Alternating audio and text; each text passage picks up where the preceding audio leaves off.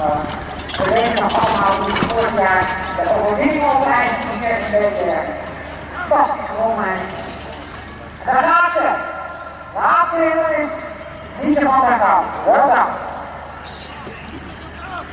En we wachten nu op Harry Stappen en hindernis 6. Annelies van der Bos naar hindernis 2 de gemeente Apeldoorn. En daar komt hij, Harry Stappen.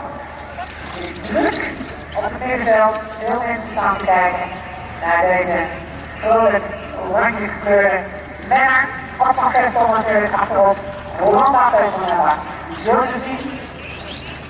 De verlaten bonden voor de wacht. Ingehouden kracht. En daar komt de weg. Tempo. Harry Stappen. Rijdt. En dan is 6 de kant.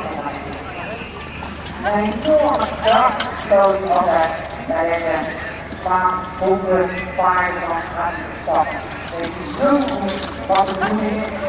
En hoe dat moet.